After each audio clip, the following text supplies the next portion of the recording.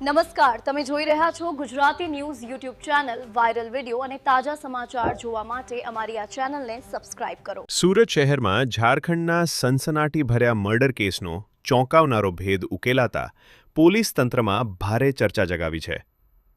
સુરતના ચોક બજાર પોલીસ સ્ટેશનની સર્વેલન્સ ટીમે 1.5 વર્ષથી ફરાર ચાલતા મુખ્ય આરોપીને ઝડપી પાડતા સમગ્ર કેસમાં મહત્વપૂર્ણ સફળતા મળી છે. ઝારખંડના ચીરાચાસ પોલીસ સ્ટેશન વિસ્તારમાં વર્ષ 2022માં બનેલા હત્યાકાંડમાં ખાલિક અંસારી નામનો યુવક અચાનક ગુમ થયો હતો. 14 જૂન 2022ના રોજ ખાલિક ગુમ થતાં પરિવારજનોએ ગુમ જાણવા જોગ ફરિયાદ નોંધાવી હતી.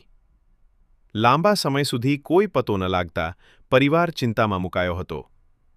અંતે ખાલિકના પિતાએ ન્યાય માટે હાઈકોર્ટનો દરવાજો ખટખટાવ્યો અને સ્પેશિયલ પિટિશન દાખલ કરી હતી. હાઈકોર્ટના આદેશ બાદ કેસની ગંભીરતાને ધ્યાનમાં રાખી એસઆઈટી સ્પેશિયલ ઇન્વેસ્ટિગેશન ટીમની રચના કરવામાં આવી હતી. એસઆઈટીએ તપાસ દરમિયાન અનેક દિશામાં તપાસ હાથ ધરી હતી. તપાસ દરમિયાન શંકાસ્પદ માહિતીના આધારે કબ્રસ્તાનમાં ખોદકામ કરવામાં આવ્યું, જ્યાંથી માનવ કંકાલ મળી આવ્યું હતું. ત્યારબાદ ડીએનએ ટેસ્ટ કરાવતા તે કંકાલ ખાલિક અંસારીનું જ હોવાનું બહાર આવ્યું હતું. તપાસમાં ખુલાસો થયો હતો કે માત્ર 25,000 રૂપિયાની લેતી દેતીના મામલે મિત્રોએ જ ખાલિકની હત્યા કરી હતી.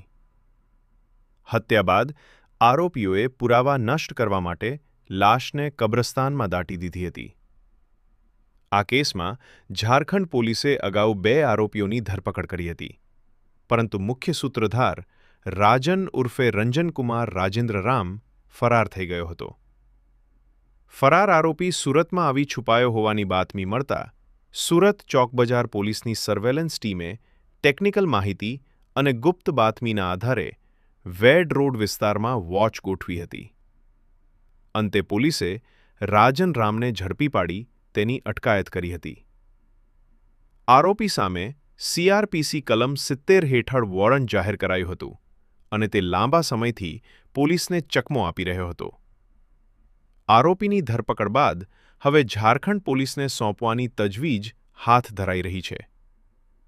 આ સમગ્ર કેસમાં સુરત પોલીસની સતર્ક કામગીરી અને સર્વેલન્સ ટીમની ઝડપી એક્શનને કારણે 1.5 વર્ષ જૂના મર્ડર કેસનો મહત્વપૂર્ણ ભેદ ઉકેલાયો હોવાનું માનવામાં આવી રહ્યું છે. આ ન્યૂઝના રિપોર્ટર છે Arvind Rathod. Gujarati news YouTube channel Surat. ગુજરાતથી તમને મહત્વના સમાચાર મળતા રહેશે, માટે જોતા રહો ગુજરાતી ન્યૂઝ. ધન્યવાદ.